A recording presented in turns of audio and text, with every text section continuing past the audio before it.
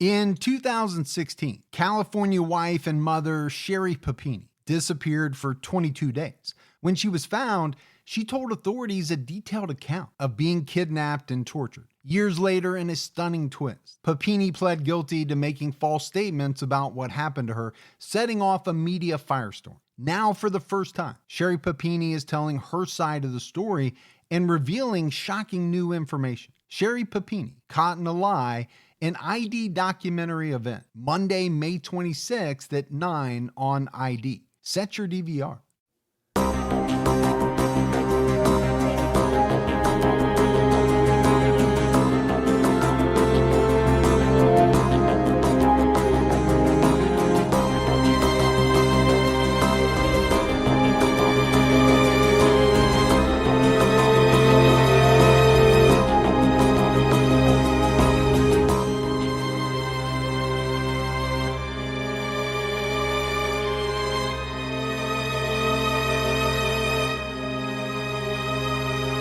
Hello, everyone, and welcome to episode 270 of the True Crime All the Time podcast.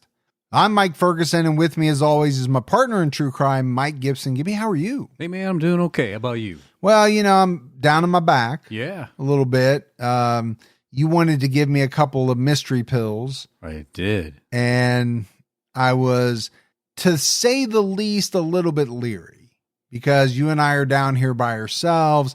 I don't know if my wife would hear me if I screamed. Right. And so I'm just going to have to grit it through. I'm trying to take over the podcast and, It like the Seinfeld episode where they ate all the turkey so that they could play with that woman's vintage toys. Exactly. So yeah, that's what worries me. Yeah. And the next thing you know, you've done the whole episode. Right. And I wasn't even a part of it. Let's go ahead and give our Patreon shout outs. We had Constance Newbold. Hey, Constance. Nineka Hutchinson jumped out at our highest level. What's going on, Nineka? Rebecca Warren. Hey, Rebecca. Terry Lynn. Hey, what's going on, Terry Lynn? Matt from Maine. Well, Matt from Maine, where all the lobsters are. Peace Ransom. What's up, Peace? Jen DeSimio. Oh, DeSimio. Grace Wynn. Hey, Grace. Julie Maples. What's going on, Maples? Anna Gonzalez jumped out at our highest level. Hey, thank you, Anna.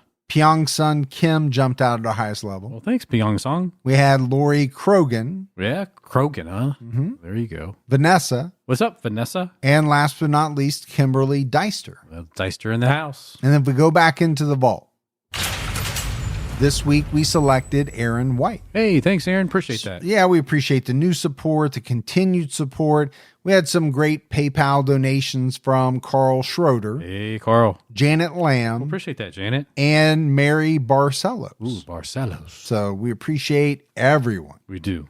Gibbs, we just finished up our Patreon weekly episode. We talked about an unsolved case, the Durham family murders, that police are now calling solved. Yeah. So I remember that case. Yeah, if anybody wants to look it up, there's some good articles out there about how they did it and who came forward and why they now believe they know who was involved. Also, right now on True Crime All the Time Unsolved, we have an episode out on the Sumter County Does. This is a fascinating case. It's a case that goes back, many, many years. Yeah, it's like almost 45 years old. Yeah, I think it was in the 70s or give or take. But for a very long time, the Sumter County Does were obviously unidentified. Right. And as often happens, as we're seeing lately, more and more of advancements in DNA and just overall technology is allowing for some amazing things to happen. Right. Now, the case is still unsolved. It is. And obviously, we'll get into all the details, but some things are known. Check it out. All right, buddy. Are you ready to get into this episode of True Crime All the Time? I am ready. We are talking about workplace murderer Matthew Beck. It was on March 6, 1998, that Matthew Beck entered the Connecticut State Lottery headquarters and murdered 4 of his superiors. This was a devastating incident of workplace gun violence, and it left the victims' families, the community, and even Matthew's own family with a lot of questions. But I think one in particular stood out among all the others. And this is the question, Gibbs, that comes to the forefront in almost every case we do. Sure it is. It's the question of why. Yeah. Why did you do that? Right. And I think it's a large part of what draws people to true crime, why they become fascinated with some of these cases.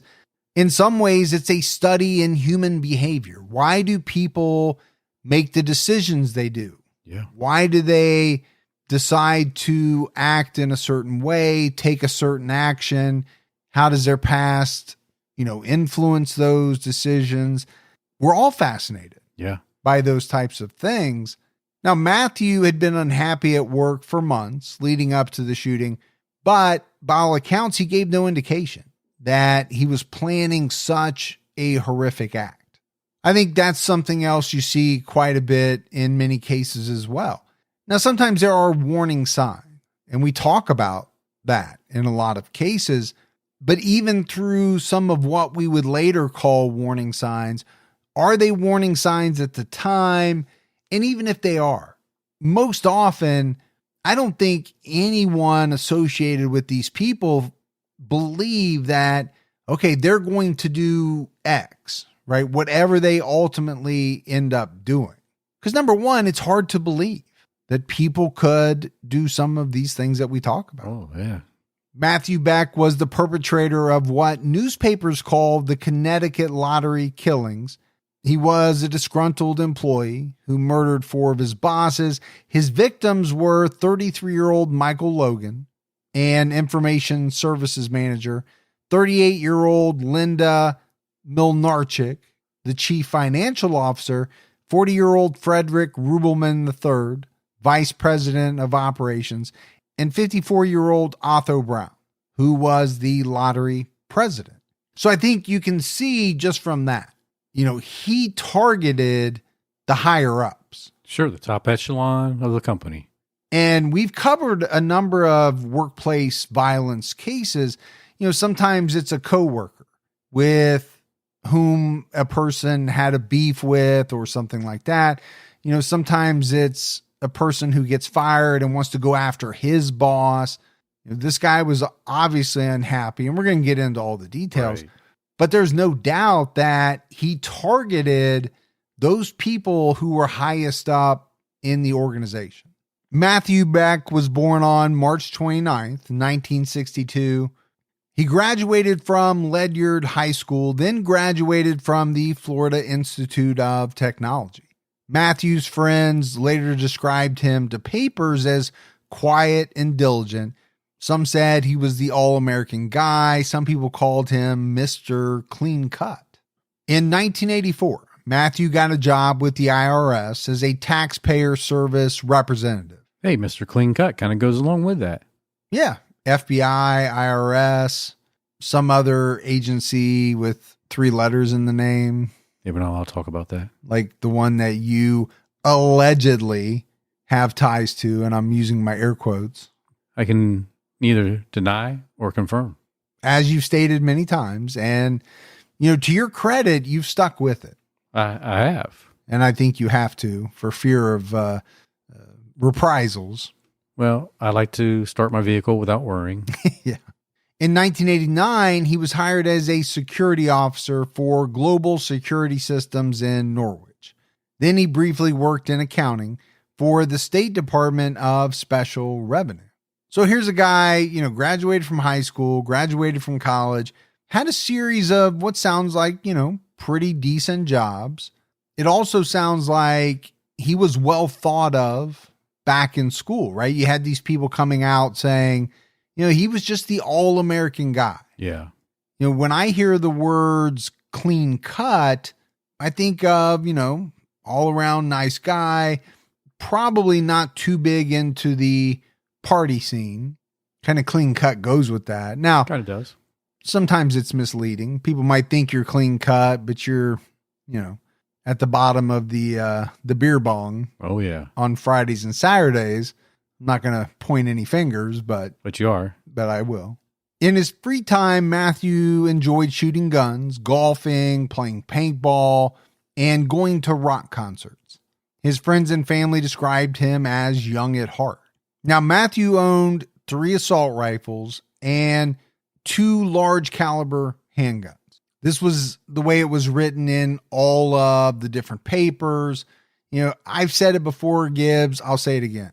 I think the term assault rifle is a little misleading. I think modern sporting rifle is a much better definition. Because when you say the word assault rifle, right, I think people think military, automatic, firing as many rounds as you can just by holding down the trigger. Obviously, that's not what we're talking about here. We're talking about a semi-automatic rifle. Now, we know those can do a lot of damage. Sure can. Probably the worst case is the Las Vegas shootings, where that killer was using a semi-automatic rifle, but you can pull the trigger very, very quickly. Yeah, very rapidly. It was said that he'd like to go target practice shooting at a local sportsman's club. Police did later find during a search of his home that Matthew did have a permit for his guns. Now, his father, Donald Beck, told the Hartford Courant that his son was not obsessed with guns, but he did concede this. He said, if he didn't have access to the gun, I'm sure he would have tried a knife or a baseball bat, but if he didn't have access to a firearm, the damage might have been less. I will regret that until my dying day. So obviously this is a father talking about what happened later on with a lot of regret, a lot of remorse. I do think also, Gibbs, this is an argument that you hear quite a bit, right? If we can limit guns, then we can limit the carnage. Now, there are people that will say, okay, people who want to commit horrific acts will find another way, whether it's knives or baseball bats or pressure cooker bombs, as we saw in the Boston bombing. I don't want to get into a gun debate because that never ends well, but what I want to highlight is what this father's going through, right? After the act, which we haven't talked about in detail yet, him saying, boy, if he didn't have those guns, right, he wouldn't have been able to do what he did.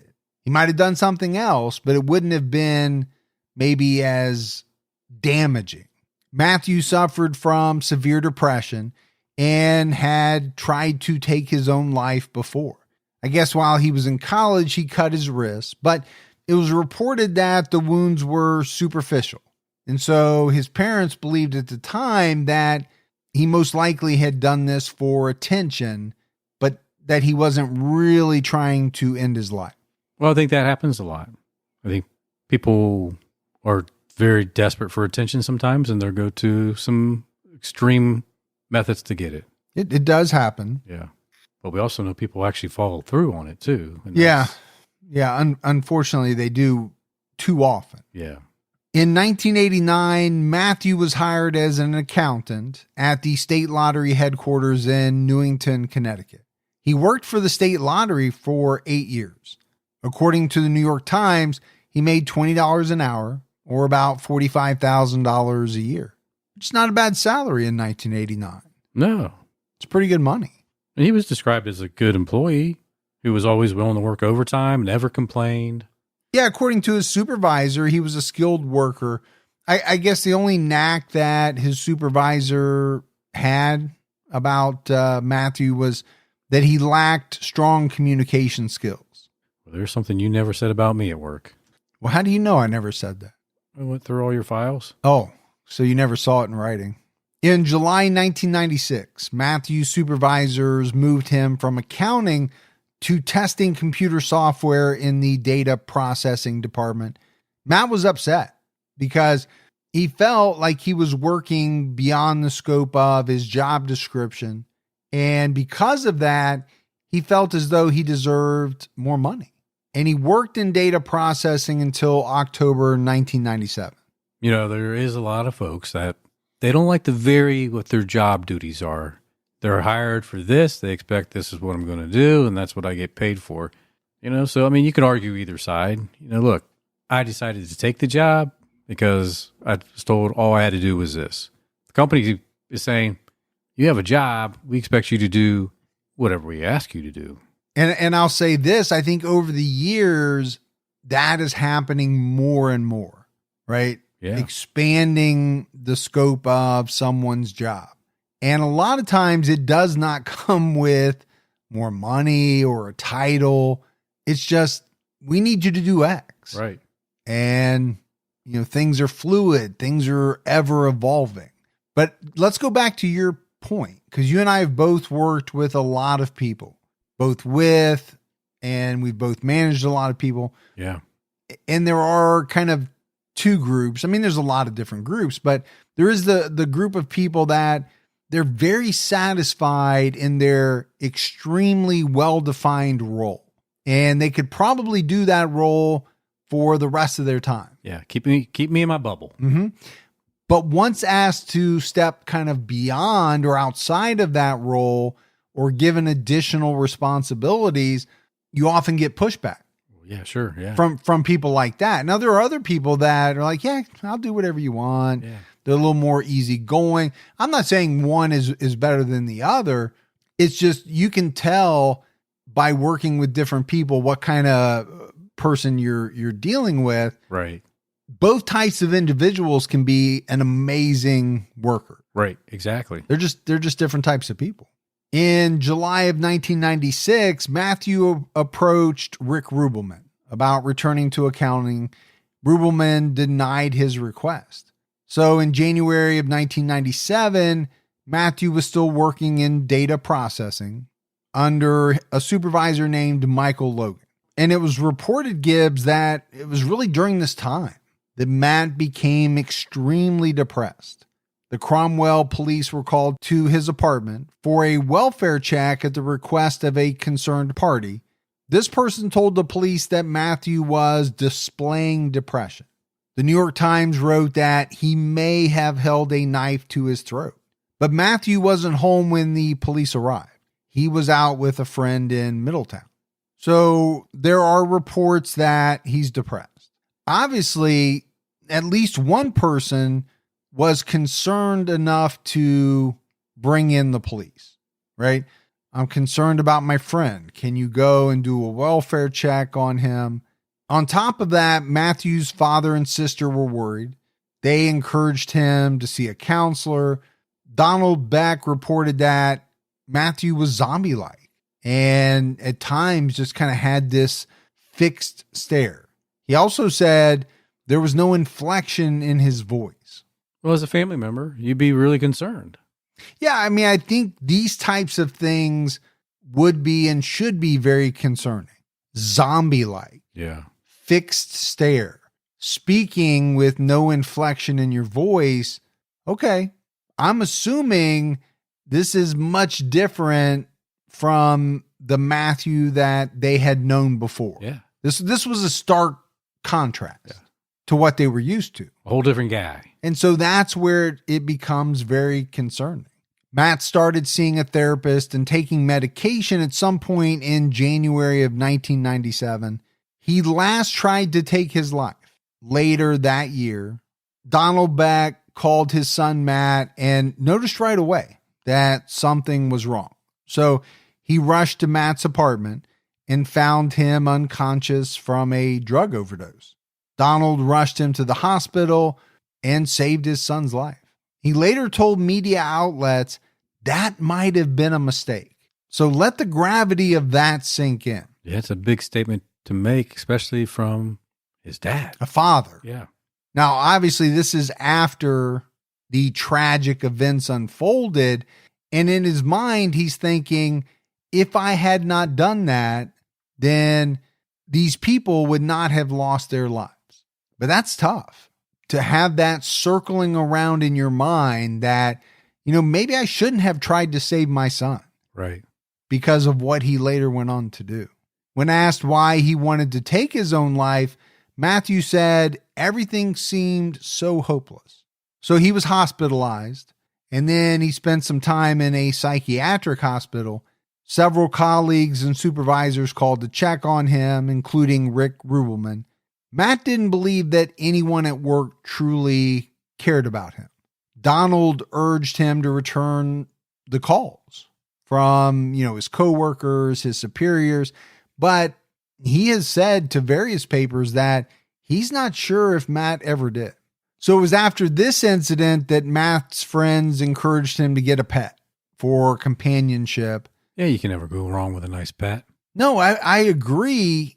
Pets can bring so much value to your life, right? They add happiness, joy. I mean, they do so many things for us that a lot of times we don't even think about. Right. And they can calm you down. They can calm you down. Yeah. I mean, you come home from a hard day's work and your dog or cat is there waiting on you. That's a cool feeling. It is. They want to see you. They're happy. So Matthew adopted a cat and named him Elsie for Little Cat. Apparently, he also owned a parrot named Captain. I would have thought it would have been Captain Morgan, but this was just Captain. In August 1997, Matthew filed a formal grievance about his demotion from accounting to data processing. He stated that he should receive an extra $2 an hour plus back pay for the work that he did in data processing.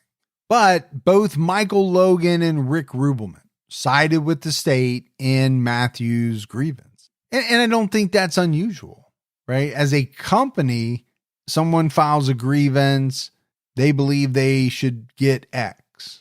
Well, if you don't think they should, and obviously they didn't, or they would have given it to him, right, then you're probably going to fight that. Now, throughout the grievance process, Matthew did apply for some other accounting jobs, but he never got any of them. Doesn't surprise me that he wouldn't get any inside the company that he worked for. Once you file a grievance, okay, you're taking a stand, but you're also kind of putting a target on your back a little bit. I think you really are, you gotta be careful. Now, I'm sure he was applying at companies outside as well, but he didn't get those either. Matthew really changed dramatically in the months leading up to the shootings. He shaved his head and he grew out a goatee. So obviously this was out of character for him. Right? We talked about it. People called him Mr. Clean Cut. Yeah. Now all of a sudden he's got a shaved head. He's grown this goatee. One coworker told various outlets that they noticed that he became cold and bitter that summer. They said he became visibly withdrawn. He took on a severe look, an angry look. He looked as though he had lost weight and he was pale. So I take it from that, Gibbs, that it sounds as though he probably wasn't taking very good care of himself, right? Losing weight, looking pale. This is aside from just changing your appearance. A lot of people just change their appearance. They want to change it up, mix it up a little bit. Not me. I go with the goatee and have gone for many, many years. For a very, very long time. This podcast is sponsored by BetterHelp Online Therapy. Gibbs, we talk about BetterHelp a lot on this show. And this month, we're discussing some of the stigmas around mental health. I think a lot of people believe that they should wait until things are unbearable to go to therapy. Well, that's simply not true. Therapy is a tool to utilize before things get worse, and it can help you avoid those lows. We've also been taught that mental health shouldn't be a part of normal life. Well, that's wrong too. And we take care of our bodies by going to the gym. We go to the doctor. We make sure that we're eating right. We should also be focusing on our minds just as much. I've used BetterHelp, and I found it to be an extremely helpful service. BetterHelp is customized online therapy that offers video, phone, and even live chat sessions with your therapist, so you don't have to see anyone on camera if you don't want to. It's much more affordable than in-person therapy, and you can be matched with a therapist in under 48 hours. Give it a try and see why over 2 million people have used BetterHelp online therapy. True Crime All the Time listeners get 10% off their first month at betterhelp.com/TCAT. That's BetterHelp.com/TCAT. And next, Gibbs, let's talk about Upstart. For a lot of people, getting financially healthy means dropping the weight of credit card debt. But where do you start when it feels like a never-ending cycle? Whether it's paying off credit cards, consolidating high-interest debt, or funding personal expenses, over 1 million people have used Upstart to get one fixed monthly payment with a clear payoff date. Upstart knows that you're more than just your credit score. So their model considers other factors like your income, employment, and other information provided in your loan application to find you a smarter rate for your loan. You can check your rate without impacting your credit score in just 5 minutes for loans between $1,000 to $50,000. Find out how Upstart can lower your monthly payments today when you go to upstart.com/TCAT. That's upstart.com/TCAT. Don't forget to use our URL to let them know we sent you. Loan amounts will be determined based on your credit, income, and certain other information provided in your loan application. Go to upstart.com/TCAT. Matthew returned to live with his parents in Ledyard, Connecticut in September 1997. He began regular sessions with a psychologist and took 3 types of medication. But Matthew assured his psychologist that he never felt any urges to hurt other people. In October of 1997, Matthew went on stress-related medical leave due to psychiatric problems. His psychiatrist, Dr. Peter Smith, recommended that he go on this leave. Dr. Smith was also the one who later recommended his return to work. So he's going to see professionals. Right. And he's being evaluated. This professional said, hey, man, you need to take a break. Take some time off from work, take a leave. Now, it seemed like moving in with his family and going on leave resulted in a positive change. It was reported that Matthew was happier and he kind of returned back to his old self. He started up some of his old hobbies again. He played canasta and went bowling with his father. Canasta. That's a game I've never played. I don't know how to play. Either do I, but I just like saying canasta. It's fun to say. It is fun to say. The problem is Matthew was still bitter about his work-related issues. And he had been having an office romance with a woman at work. But when he took this leave, that romance kind of fell apart. And this woman started dating his replacement. Okay, that's not going to make you feel good. On top of, all the other things that you're dealing with. Matt also began complaining to newspapers that lottery players were being cheated. And it was alleged that the Connecticut Lottery Corporation exaggerated potential winnings to increase ticket sales, and store clerks checked the computer system to keep winning tickets for themselves. Matthew also told the Day of New London and the Hartford Courant about his unfair treatment at work. The Courant wrote that he was, quote, frothing at the mouth and had what they called wild eyes. The Day described him as scruffy. So, he's alleging a lot of things.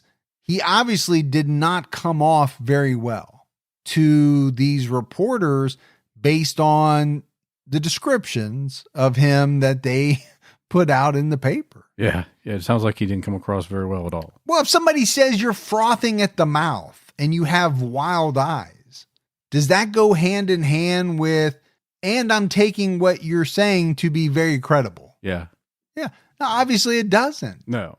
Without saying it, they're basically, describing him as a stark raving lunatic. Like they thought he was out of his mind. Well, that's a big part of this case because it seems like he was suffering from some type of mental illness. Well, he was seeing a psychiatrist. We don't have all the details around those interactions. But if the Courant is willing to print that you're frothing at the mouth and have wild eyes, to me, that really says a lot about what he was going through, what he was experiencing at the time that he was talking to whoever, the reporter was. Yeah. After months of negotiations, the state agreed to return Matthew to accounting in January 1998 with a $2 an hour increase. An arbiter ruled that he had taken on responsibilities beyond his job description.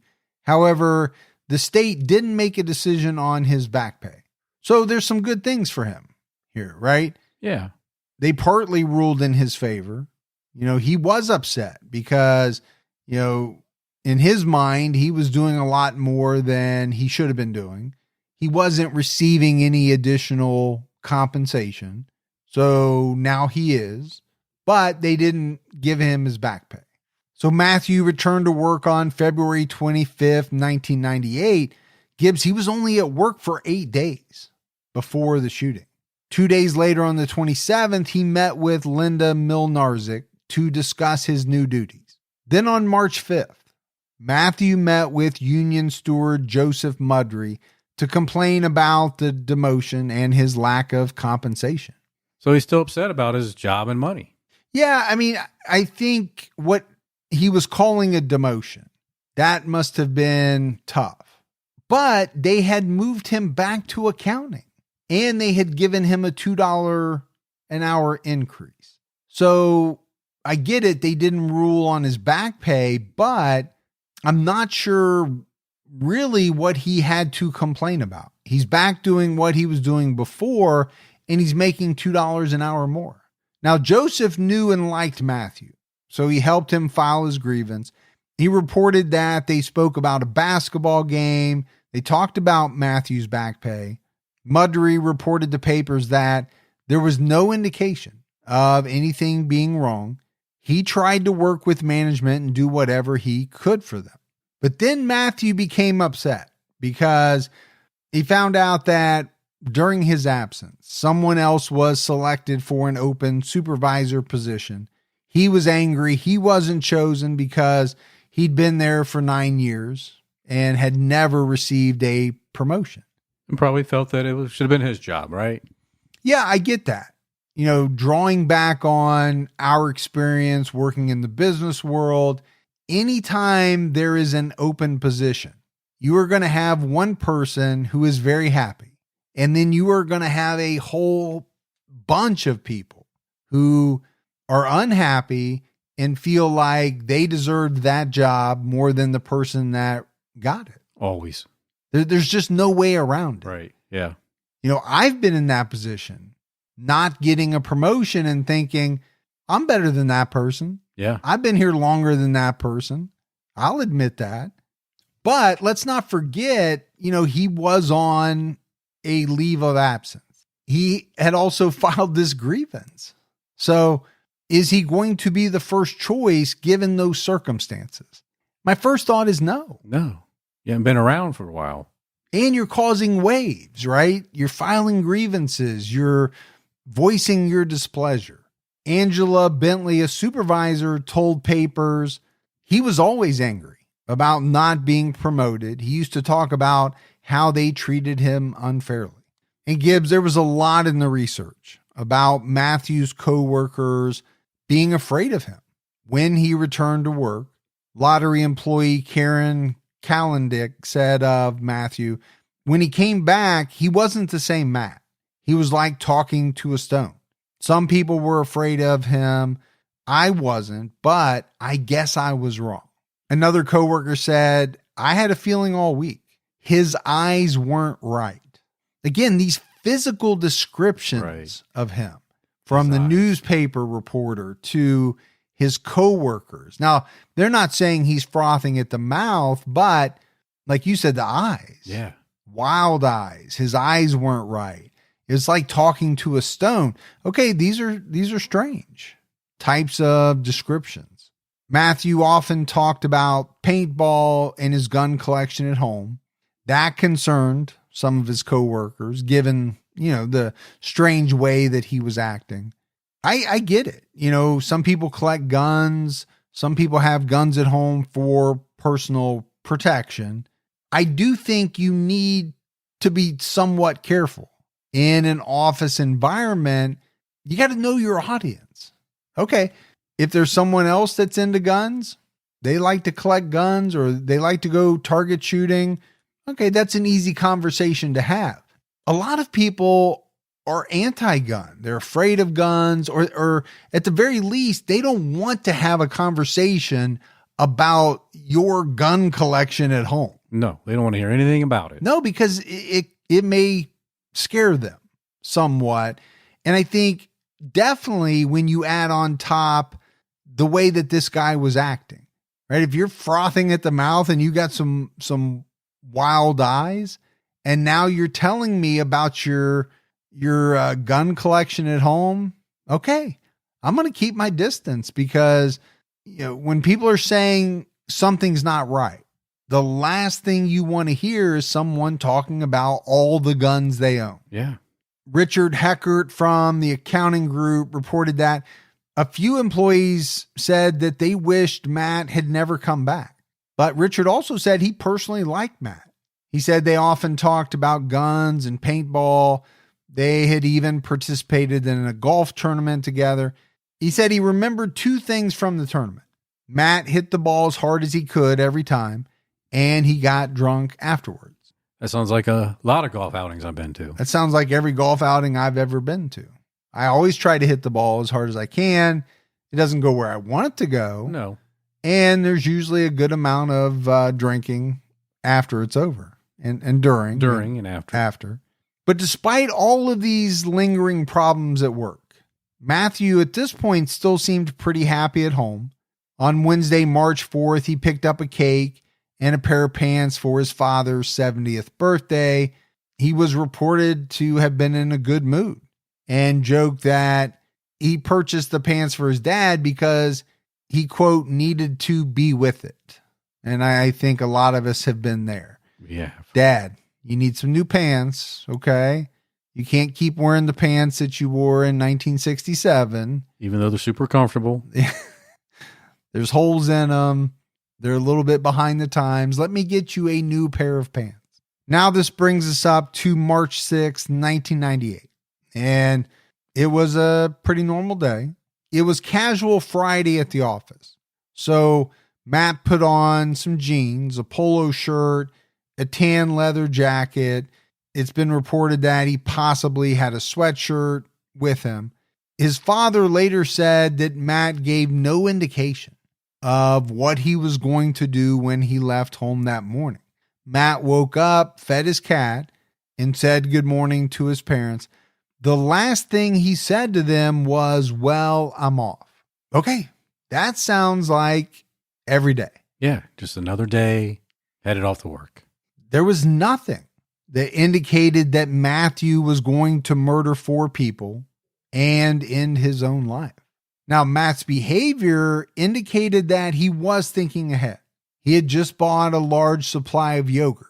Gibbs, he made plans to see Titanic with a friend that evening. He had also called Lynn Bixby, a reporter for the Hartford Courant, to ask for a meeting.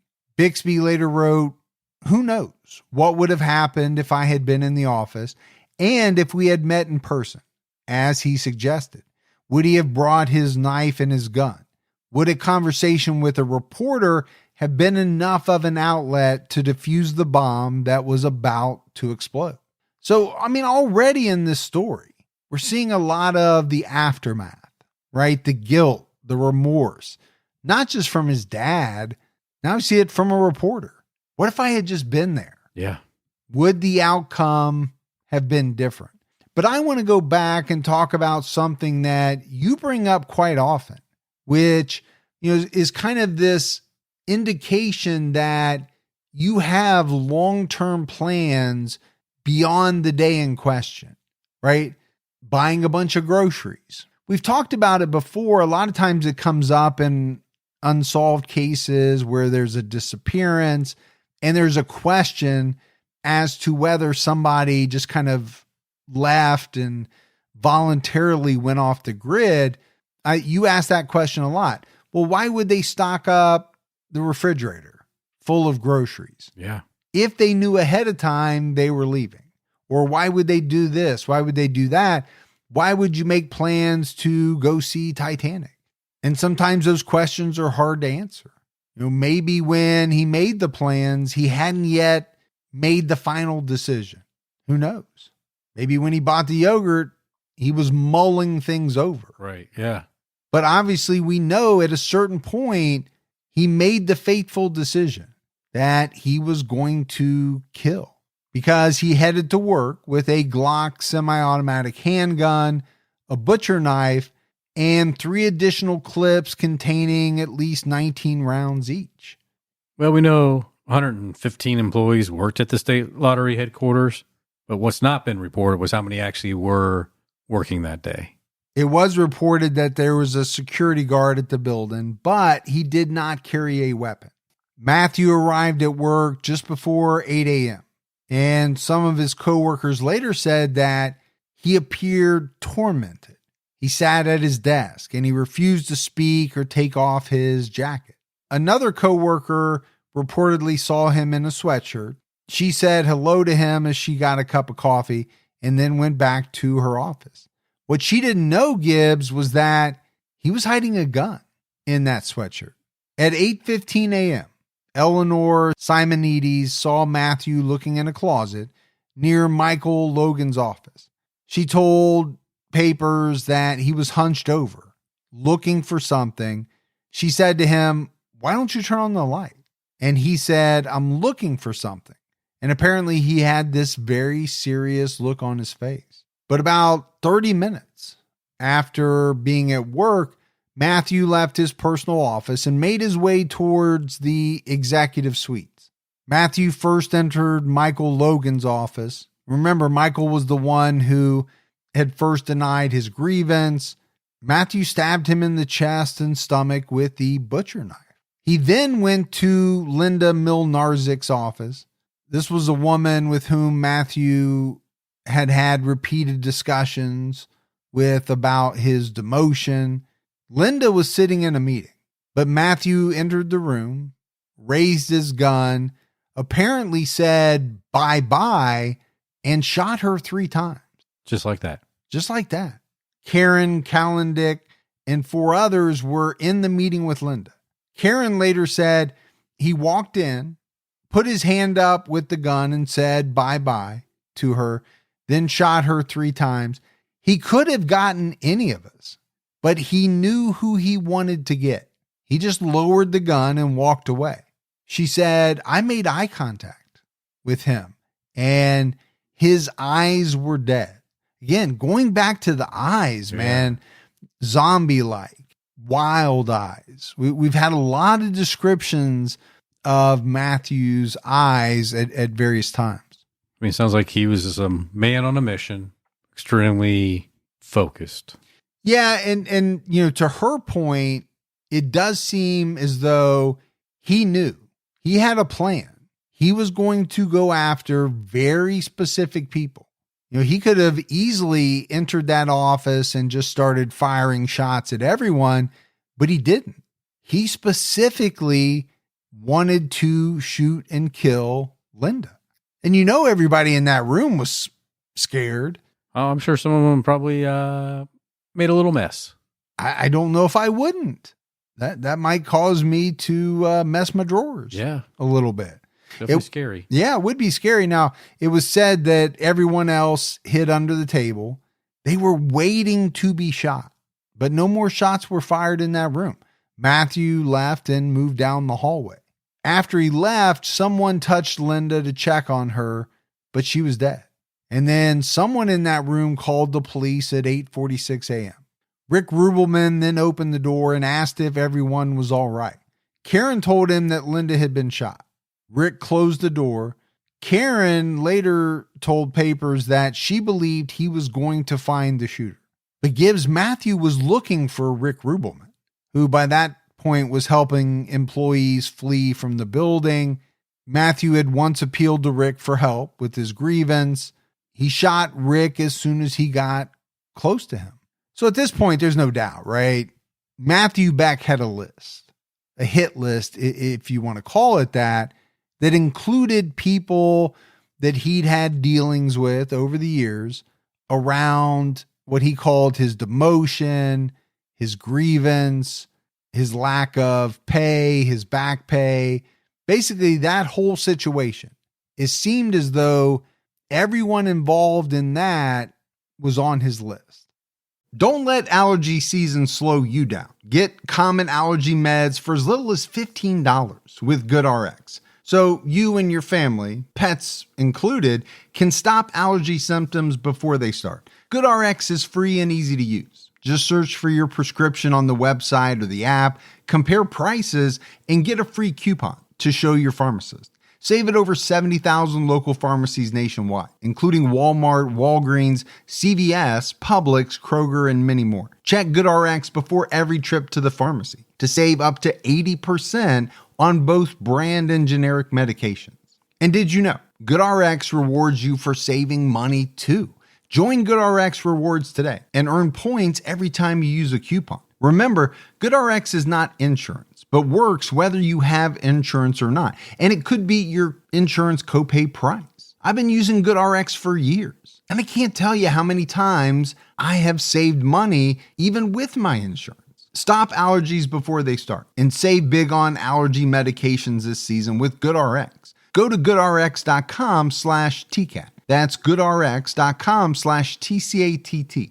You know, once the temps start rising, I realized I was back in the same worn out rotation. Same tank, same shorts, same everything. So I gave my daily uniform an upgrade with Quince. Their pieces are easy, elevated, and somehow make me feel more put together without even trying. Like they're 100% European linen shorts and dresses from $30. Luxe swimwear, Italian leather platform sandals, and so much more. The best part, everything with Quince is priced 50 to 80% less than what you'd find at similar brands. By working directly with top artisans and cutting out the middleman, Quince gives you luxury without the markup. And Quince only works with factories that use safe, ethical, and responsible manufacturing practices and premium fabrics and finishes. I'm getting ready to stock up on shorts for summer from Quince, and I know they're going to be amazing because everything I've ordered has been of the highest quality, and the prices are amazing. Treat your closet to a little summer glow up with Quince. Go to quince.com/TCAT for free shipping on your order and 365-day returns. That's QUINCE.com/TCATT to get free shipping and 365-day returns. Quince.com/TCAT. Peter Donahue, who worked in accounting, told Papers, I saw him come in and hang up his coat. He didn't come in and just start blasting. He planned it. He was definitely after the managers. Yeah, I mean, it really sounds like it was like clockwork. Yeah, I mean, so far as we've moved along in this day, and we're still very early on, Sure. his plan is going the way that he probably thought it would. But you got to think about all these other employees, right? Hearing gunshots. You had employees trying to flee the building. Some people weren't quite sure what was going on. Some later reported that they thought part of the building had collapsed. A security guard encouraged everyone to run into the nearby woods. Otho Brown joined the security guard in helping others get out of the building. He shouted at employees, just get out and run. David Perlow from accounting told Papers that he suspected Matt was the shooter. He said, the thought had crossed my mind that it was him because he was strange and a little disgruntled. You know, I think you could probably look in your own offices and think, if somebody was going to do something like this, I think it might be this person or that person. Well, if they weren't before, people listening now are probably, thinking about that a little bit. This is a very scary situation. It really is. To me, Gibbs, anytime you're in a work environment, there are going to be people who are pissed off. Disgruntled. Yes, because, the workplace can't always be fairy tale land. It just can't. You're going to be told no. You're going to be asked to do things you don't want to do. You're going to be rejected for promotions and things like that. So there are going to be many, many stressors, right, throughout the years in pretty much any job. And I think if you're a person like Matthew Beck was, and you're struggling mentally, and these feelings of rage are just bubbling, eventually it seems to me as though they just couldn't be contained. When Otho Brown exited the building, Matthew chased him all the way to the parking lot. At some point, Brown fell down, held out his hands and begged, "Don't kill me, don't kill me." Apparently, Matthew responded, "Aw, shut up," and he shot him. Shannon O'Neill later told various outlets, "We all took off for the woods and that was it. We heard gunshots when we were halfway through the woods." Barbara Duty told the Hartford Courant, "I was screaming, 'Matthew, don't, Matthew, don't.' Then Otho put his hands up in the air. That's when Beck walked right up to him and pulled the trigger." She said there was no expression on Matthew's face. Nothing. So again, we're back to stone cold. Yeah. Zombie-like. Almost as if, he's in a trance. I kind of think about it as Terminator. Devoid of emotion. Right. Almost machine-like in that he has this one purpose running through his mind. He's got a job to do. This is what he's going to do. Yeah. Now, I can't know for certain, but to me, as we talk about the events as they unfolded, it seems to me that it was like that. He was hell-bent on killing these 4 people, and he methodically, went through that building, hunted them down. Cold and calculated. The police arrived a few minutes after they received the call. 2 officers ran towards Matthew, and he turned the gun on himself and pulled the trigger. He fell down right next to Otho Brown. One police officer who requested to remain anonymous reported that he saw Matthew run past several employees while waving his gun. He said he didn't shoot them because it seemed as though he was specifically after Otho Brown. Yeah, I think he was focused on his list. Matt was transported to Hartford Hospital via helicopter, but he was pronounced dead upon arrival. Gibbs, this entire ordeal only lasted a few minutes, but 5 people were now dead. No one else in the building was severely injured. One man suffered a head injury from jumping onto a moving vehicle while trying to get away from Matthew. Most of the employees fled into the woods, but 20 hid in part of the building used by a paint distributor. Gary Peltzer, a guy who worked at the paint distribution center, reported about 5 or 6 girls came running in our door, screaming hysterically, "He's coming, he's coming. He's got a gun. Don't let him get us." So, we talked about the fact that it seemed as though he really had 4 people on his list and he wanted to kill those 4 people. That is tragic that those 4 people lost their lives. But it's kind of amazing when you think about it with what he was packing. Right. Because we talked about it. He had quite a few rounds with him. He did. 3 additional clips that held, a lot of bullets in them. He could have shot many, many more people. Oh, easily. But he purposefully didn't. And again, I think it speaks to, his mindset of, I'm here to get this person, this person, this person, and this person. They're to blame and they're going to take the punishment. Yeah. They're to blame for not helping me. Yeah. For me continuing to be in this situation that I'm in. Now, I'm not giving him kudos for that. No. But I do think it's amazing that more people weren't killed, because they certainly could have been if he had taken a different tact. Matthew didn't leave any notes. He didn't leave any type of explanation for the shooting. His parents heard a report on the radio about a shooting by an employee who had filed a grievance. And I don't think it was that hard, Gibbs, for Donald Beck to realize that the description fit his son. Matthew's friends called a few minutes later to ask for information, but Donald had nothing to tell them. He told the Hartford Courant for an hour and a half, "I was in limbo. We knew he was involved, but we didn't know if he was dead." The police spent hours going through the home and the family's computer, and they didn't find anything. The Hartford Courant reported what Matthew Beck left behind. was victims and bewildered parents whose grief is compounded by guilt. Well, I bet it is.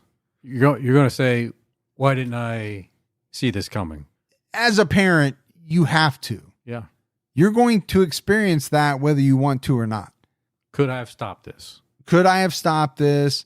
I knew something was going on, but could they have possibly known that it was going to rise to this level? I would think that most parents would never think their child would do something like that. Yeah. I think it would be really hard. Yeah. To think, even when your child is struggling, they're going through hard times, that they're not going to make it through and come out on the other side. Because let's face it, most of us do. Right. Everybody goes through hard times, whether it's work, whether it's in your personal life, relationships. I can guarantee you there's not a person listening to this right now who can't think of a time at some job where it was just horrible. Oh, yeah. Maybe not all the time, but a period of time, a stretch where they thought, okay, I hate this. They're mistreating me. I'm not getting this promotion, whatever it is. The difference is they probably never thought about doing what Matthew Beck did. Governor John G. Rowland said in a press statement, most of us have picked up newspapers in the morning and read about these unnecessary tragedies occurring, but it always seems to occur somewhere else, presumably a faraway place. This morning, we learned that these unnecessary tragedies can even occur in our own communities and in our state. The whole state mourns this unexplained act of violence. And I think what he said is kind of profound. You know, you read the paper, not as many people read the paper now. No. You look at your phone. You watch the nightly news. You see a lot of stuff going on. Most of the time it's happening somewhere else. And so it doesn't maybe always hit home. You know, go back a few years ago when we had the shootings in Dayton. That hit home. Yeah, it really did. Because it was where we live. Yeah. Not to say that, you know, I'm not always sympathetic and that I feel bad when, you know, these mass shootings happen wherever they happen. But when they occurred here in Dayton, it did feel different. Sure did. There's just no way to deny that. It was in our backyard. Governor Rowland attended all 4 of the victims' funerals. Mourners showered the office with flowers. The New York Times published an article about each of the victims and their lives. Otho Brown was described as having a retiring demeanor and sparse words. He was an important figure in the state lottery. In 1996, he transitioned the lottery from a government agency to a quasi-public entity, transitioning from chief of the Connecticut Lottery Unit to president of the Connecticut Lottery Corporation. He said, "We're a business that is intended to return profits to the shareholders, who are the people of Connecticut." His goal was to grow the lottery revenue by 15% every year. People who knew him said that he was a great boss. He was a really compassionate individual and that he was such a proud, happy father. His friends and family said that he never would have done anything bad enough to make someone want to hurt him. Well, it sounds like he was a stand-up guy. Yeah, as I think we're going to find out all of these people were. But I want to go back to that comment, right? He would never have done anything bad enough to make someone want to hurt him. Gibbs, none of these people did. They were just there doing their job. They were doing what they felt was the right thing to do. Now, Matthew Beck didn't like it, right? He wanted things to go a different way. Sure. And he was upset that they had gone the way they had gone. Otho was an Army veteran and a graduate of the University of Delaware. He worked in real estate for years and began working for the lottery in 1987. He was married and a father to 3 children. Linda Milnarczyk had a cheerful, can-do spirit. She spent her lifetime doing community service like cleaning streets, volunteering at schools, and working with social services. Dottie DeLernia, her high school friend, told the New York Times, "Some people do it just because it helps them get to one place or another. She was always doing it from way back when. She was genuine." In 1993, Linda was elected mayor of New Britain, Connecticut. Linda was a member of the Republican Party. The city had elected a Democratic mayor for decades and had never elected a woman before. She was praised for being a good, accessible mayor. Linda married her husband, Peter, in 1995. She began working for the lottery in 1996. She was at a high point in her life. She liked her job, and she had a very happy marriage. So life was good. Until Matthew Beck decided to take it away. Yeah. Frederick Rubelman had spent over 18 years in the gaming industry. By July of 1996, he had worked his way up to the VP of operations for the lottery. He was a devoted husband and a father to 2 children. He lived in Connecticut his entire life. Michael Logan had a wife and 2 small children. He spent most of his career as an electronic systems engineer before working for the state lottery. So again, back to what you said, I think, all of these 4 individuals were good people. Now, are you going to see a lot of bad things written about them? No, you're not. But even if they had done some things, right, that let's say their family wouldn't want to see maybe in print, none of it would have risen to the level of what happened to them. And certainly the things we know about, the things they did, should have never gotten them killed. I mean, these are decisions that we all make every day in our jobs, depending on what type of job you have. And if you have some say in hiring, promoting, firing, things like that, most of us who are in those positions, I don't think we think about those things day in, day out, that what I'm doing could lead to something like this. Right. Because if you did, you'd probably spend your entire day filled with fear. Yeah. Because these are decisions that are made, all the time. Yeah. All around the world. That have impacts. After the shooting, Matthew's father read a formal apology statement to the victims' families. He said, "I brought him to the emergency room a year ago, and the doctor said, thank God that he lived. But maybe not thank God. Maybe he would have been better off not saved. Maybe I should not have done anything and left him there. If I had known what was going to happen, God forgive me, I would have done that." That's a tough thing to say about your son. And it's a tough thing to live with, right? To think that this action that you did, which resulted in saving your son's life, may not have been the best thing to do. That's tough to think about, because what father, given the chance, wouldn't save their child's life? But now he's looking back at it after the tragedy, and he's putting some of that blame on himself, saying, well, maybe if I hadn't done that, these 4 people wouldn't have died. That is a tremendous amount of guilt. Very, very huge. It's coming through so clearly to me, right through this statement. He said, "What our son Matthew did was terribly, terribly wrong. We love you, Matt, but why?" Again, the big question, right? In so many of these cases. The why. The why. He went on to say he was really a great guy, but what he did is what everyone will remember him for. His murderous act was monstrous, but he was not a monster. We offer our sincerest sympathy to all the families and apologize for Matt. I cannot ask you to forgive him, for we have not yet forgiven him for what he did. It's actually very well written, very well delivered. Yeah. Because by my way of thinking, Gibbs, as a family, kind of tough to look at this son that you raised, this son that you knew, and say, this guy was a monster. Well, he wasn't a monster to them, but what he did was monstrous. It was terrible. It was horrific. So, I can see a mother, a father kind of grappling with the paradox, if I'm using that word correctly, of, here's our little boy. We watched him grow up. We saw all the great things he did. And then all of a sudden, something happened. And he did about the worst thing that you can do.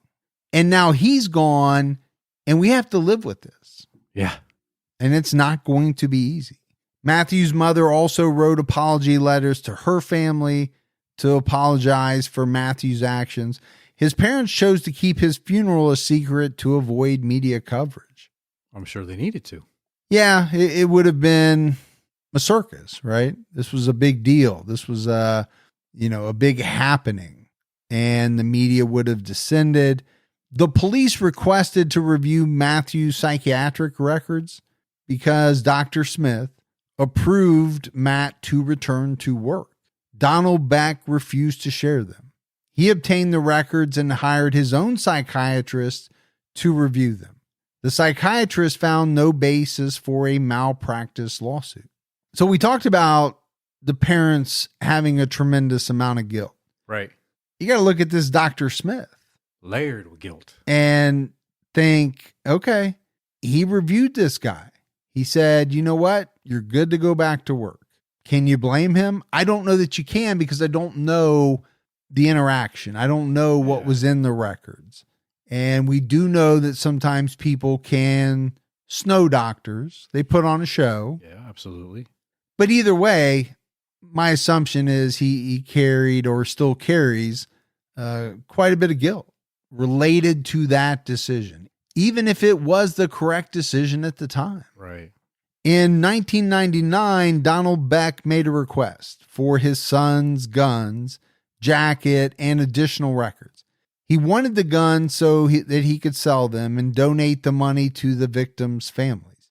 He claimed to have already sold his son's stocks and car, but his request was denied by the local court. I get it. It sounds like he's trying to do something nice for the family. My thought is, Gibbs, if I'm the families of these victims, I'm not sure that I want the money that comes from the sale of the guns that killed my family members. It'd be rough to take in. Yeah, that just seems a little off to me. On August 22nd, 2001, the Connecticut Superior Court announced their decision in Rubelman versus Connecticut Lottery. Mary Rubelman filed a complaint on October 16th, 2000, alleging that the director of HR was negligent in hiring and retaining Matthew Beck. The suit stated she permitted Matthew Beck to re-enter the workplace at a time when she knew or reasonably should have known that this placed a class of victims at an unreasonable risk of serious harm. Additionally, she accused the director of security of negligence and misconduct. The Superior Court struck one count from her lawsuit, but the results of the suit were never made public. March 6, 2018 marked the 20-year anniversary of the tragic shooting. The New Haven Register published an article about changes since the shooting in 1999. Connecticut became the first state to adopt a red flag law, which grants law enforcement the authority to take firearms from someone they have probable cause to believe will harm themselves or others. This law was adopted as a direct response to the shooting. A 2016 Duke study found that red flag laws may have prevented several suicides, but only 5 states have adopted the law. Only 5. Well, at least as of 2016. I didn't really check, as of today, because that is a very controversial issue, right? This country was founded on the right to bear arms. It's one of the founding principles. So I think anytime you're talking about taking guns away from a citizen, there are going to be people that are opposed to it. Yeah, for sure. Here in the States, probably not going to go over very well. But at the same time, if you look at gun laws, there are things that prevent some citizens from owning guns, possessing guns, right? I think, being a felon, being convicted of things like domestic abuse. And this may vary by jurisdiction. I don't know, but I know there are certain things like that. Some of those may even center around mental health. But either way, it is a tricky conversation. And I can see where not all states may jump on board something like that, because it wouldn't be something that the majority of their constituents may want to happen. But, just like we talk about in a lot of episodes, sometimes it takes a tragedy for something to be put into place. Yeah.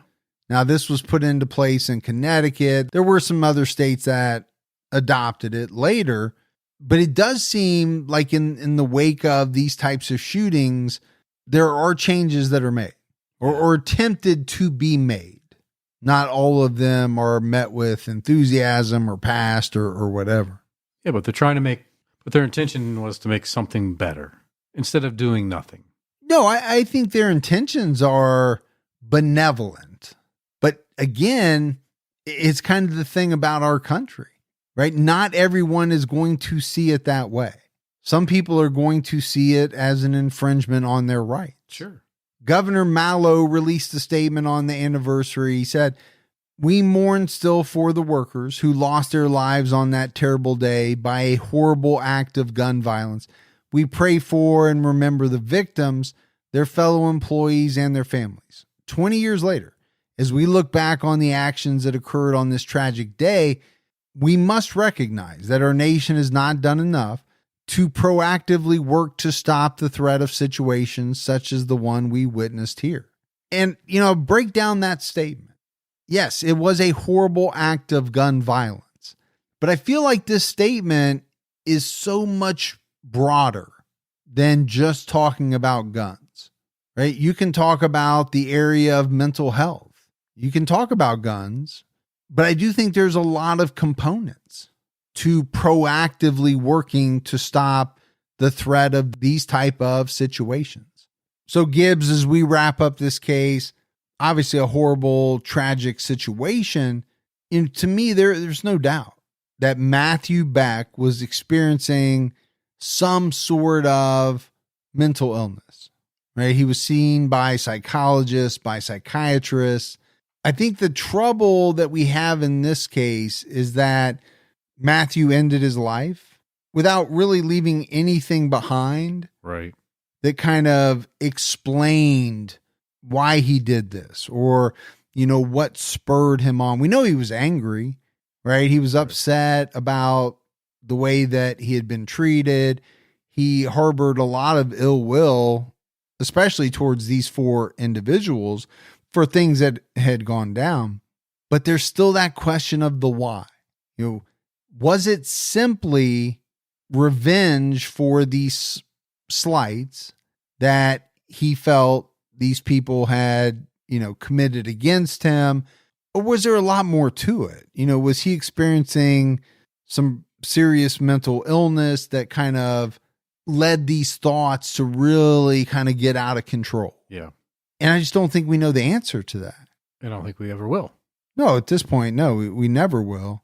But to me, that's the thing with these types of cases. Yeah, this is a case about gun violence, but it's also about much more than that. So much more. Right? There's the mental health aspect to it. Could he have received treatment? Should he have received treatment?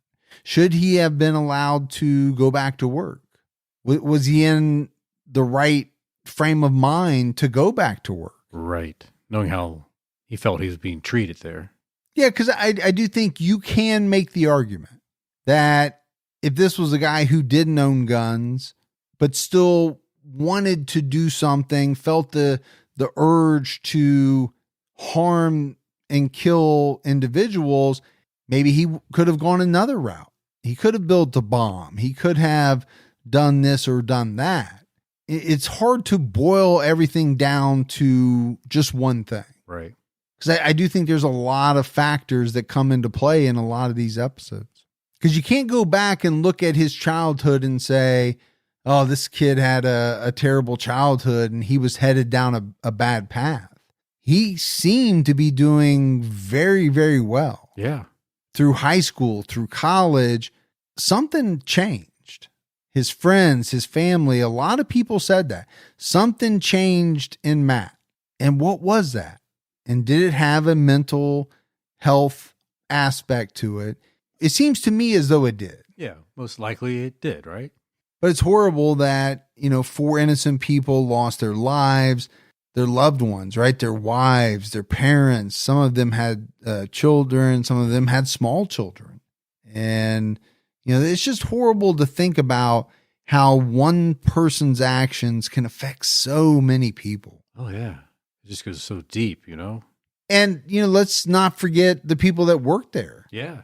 Probably traumatized to this day to one degree or another. Some maybe more than others. Sure, yeah. Fearful at every job they've ever had that this is going to happen again. Well, to the point they might have had to not work for a while. Yeah. Yeah, I could definitely see that. But that's it for our case on Matthew Beck. We got some voicemails. You want to check those out, Gibbs? Yeah, let's hear them. Hi, Mike and Gibby. It's Phoenix from Oshkosh, Wisconsin. I listen to you guys 8 hours a day, 5 days a week. That's a good and a bad thing. Bad because I work in a basement by myself all day, so I get a little paranoid. I have a case suggestion. If you haven't done so already, I'd like to hear anything you could find about Ed Edwards. Reason being because my mom used to tell me about a couple that went missing in the 80s, I believe it was, after a wedding. And it was Kelly Drew and Tim Hack. She knew she knew the Hack family, and her sister actually dated Tim's younger brother. I think she tried to tell me as like a stranger danger warning. She also used to tell me about she used to tell me that somebody would put me in a pit in their basement in regards to talking to random people on the internet. Turns out that story was true. Yeah, my family's morbid. I am Team Fergie because I'm engaged to a Ferguson, but I love you both. Keep your head on a swivel. Keep your own time ticking. Bye. And you're in the basement like Fergie. Yeah, I was going to say we have a lot in common because I work in my basement all day long. So, stranger danger, right? Parents have been using it for, ever. Yeah. But the thought of using real examples, right? So it's one thing to say, don't talk to strangers, but another thing to say, oh, I knew so-and-so, and this is what happened. That would hit a little closer to home. Yeah. Than just saying, beware of strangers, don't talk to strangers. We have not done Ed Edwards. I don't believe we did Edward Adams. So we'll definitely have to check into that case. Good suggestion, though. Yeah, good suggestion. Fascinated by people keeping other people in pits. You've got Buffalo Bill and Silence of the Lambs. Mm-hmm. You've got the ending to 2.5 Men where Charlie was kept in a pit. Yeah. To me, that's a very scary thought. There are a lot of scary thoughts. But to think that you're in kind of this really deep hole, pit that you can't climb out of and right. You're at the mercy of someone else, that really gives me the willies. You should come out to some land I bought. No, I will not. See my bunker. I will not. You keep talking about the bunker. I'm not visiting the bunker. Hi guys, Beth here again. I just finished listening to George Chiappe. Is that how you say it? I don't know. But Gibby wanted to know what the inside of our truck looks like. Your closet is probably bigger than our truck. And the upper part, we have bunk beds in the back. If y'all want to come hang out with us, I will stop wherever you need me to. But y'all be safe and keep your own time ticking. All right. So you have a room for the night, Gibbs. Yeah. Whenever you need it. Sweet. She will roll through. Yeah. Just got to give her a heads up and you can sleep in the bunk bed. Yeah. And see how big it is and kind of get that trucker fantasy island type deal that you've been wanting. That's exactly right. Good buddy, Breaker 19. Yeah. She'll probably give you your own call sign. Yeah. Hello, Mikes. My name is Cass. I'm calling from Michigan. Go Blue. I was wondering, does Gibby go by Gibby because you're both named Mike, or have you gone by Gibby for a while? That.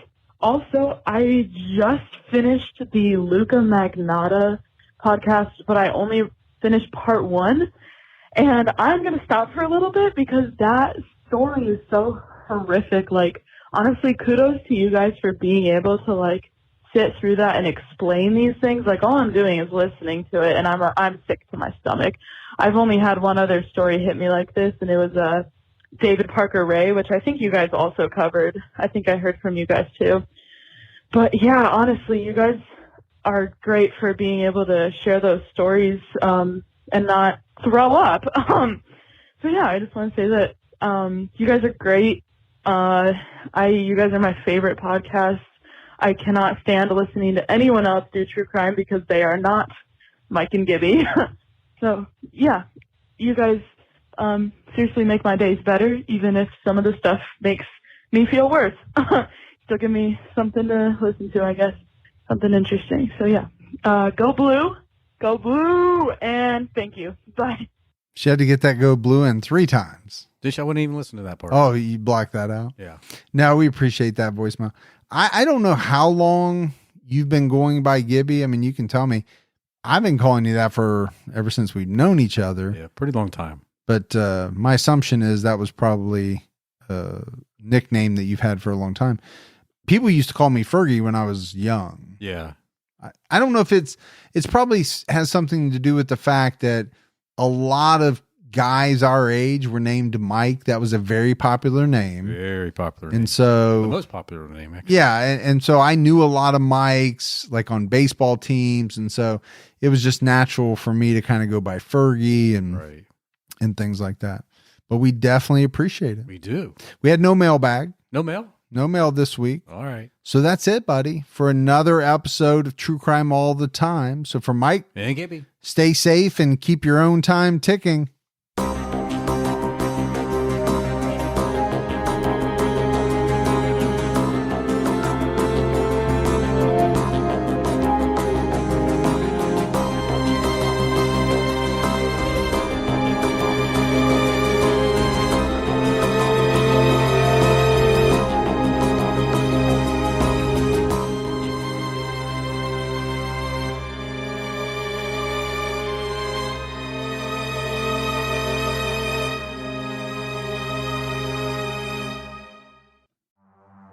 In the early hours of December 4th, 2024, CEO Brian Thompson stepped out onto the streets of Midtown Manhattan. This assailant pulls out a weapon and starts firing at him. We're talking about the CEO of the biggest private health insurance corporation in the world. And the suspect, he has been identified as Luigi Nicholas Mangione, became one of the most divisive figures in modern criminal history. I was targeted, premeditated, and meant to sow terror. I'm Jesse Weber, host of Luigi, produced by Law and Crime and Twist. This is more than a true crime investigation. We explore a uniquely American moment that could change the country forever. He's awoken the people to a true issue. Finally, maybe this would lead rich and powerful people to acknowledge the barbaric nature of our healthcare system. Listen to Law and Crime's Luigi exclusively on Wondery Plus. You can join Wondery Plus in the Wondery app, Spotify, or Apple Podcasts.